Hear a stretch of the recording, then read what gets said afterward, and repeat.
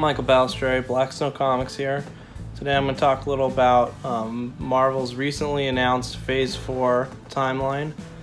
So let's take a look. I have it open here. The first thing they have is Black Widow, which is interesting since, spoiler for Endgame, she died. So is this going to somehow be bringing her back to life? Is this going to be some kind of prequel? I don't know. I don't know that much has been said about it yet. It's about time she has her own movie. They probably should have done this in Phase 1 or 2. It seems late at this point, but it should be good. Next, we have The Falcon and Winter Soldier, which is going to be a TV show for their streaming app, Disney+. The funny thing with this Phase 4 is I think the TV shows sound more interesting than the movies. They have more potential. I'm not excited about getting yet another streaming app, and now Disney content's going to be all segregated off in their own thing instead of being able to watch it on Netflix or Prime or wherever.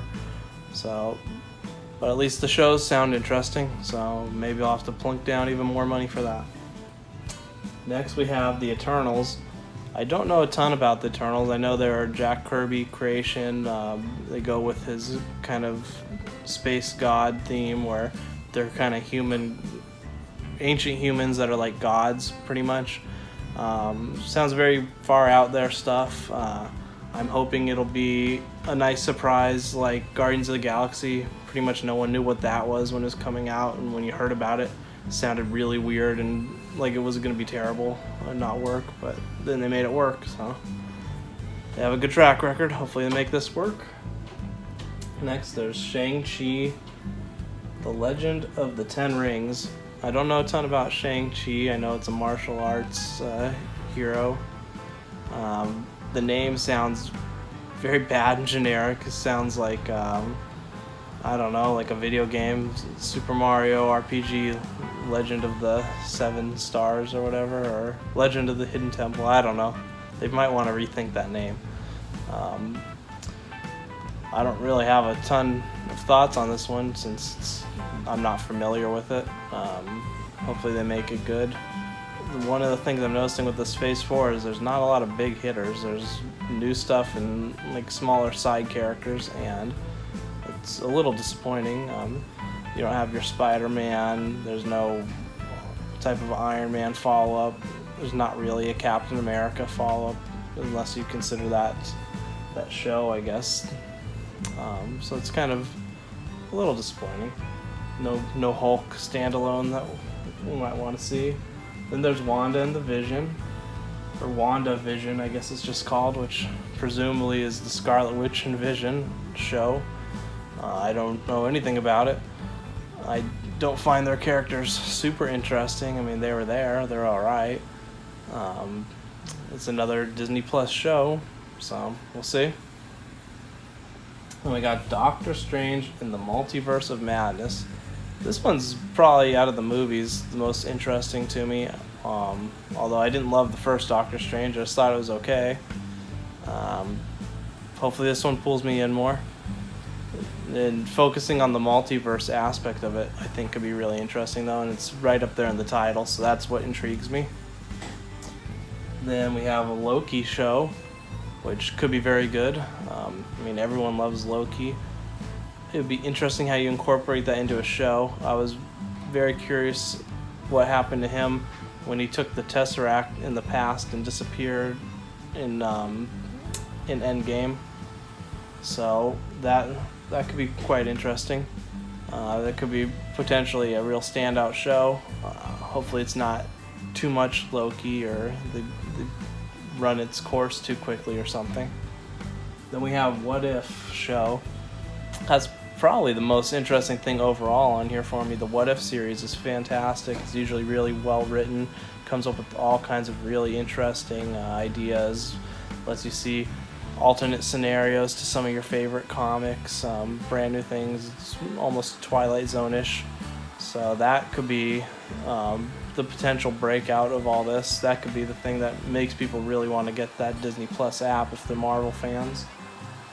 Then we have Hawkeye, which is another Disney Plus show.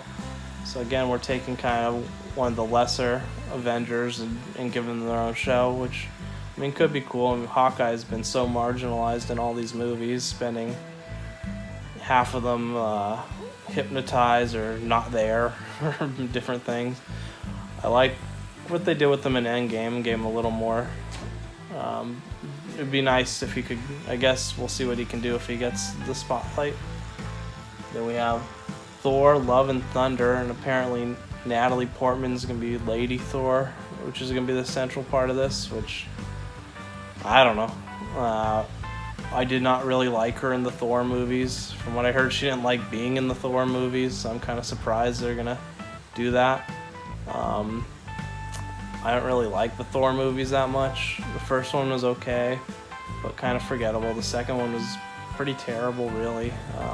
Even rewatching it recently, it was just as bad as I remembered. The third Thor movie was pretty good, actually. I think a lot of that is because they decided they wanted to make it more like Guardians of the Galaxy and really kind of play that up. I am interested to see where Thor and the Guardians pick up after Endgame. Kind of disappointing too, there's no Guardians of the Galaxy on here. Maybe this Thor movie will be where they're showcased. The other movie that's not on the timeline because they didn't give a date yet is Blade. They're bringing back Blade, which could be cool. I thought the old Blades were alright.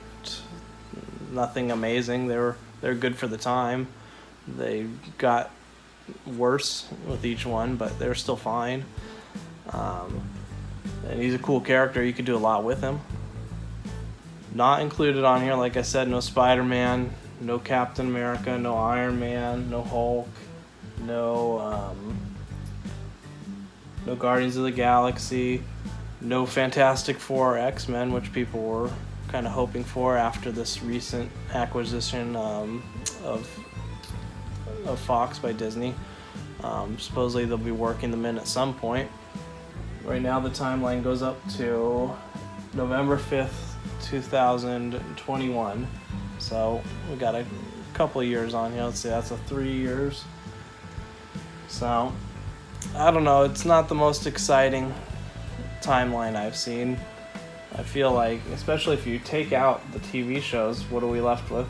Black Widow, Eternals, Shang-Chi, Doctor Strange, and Thor, and at some point, Blade.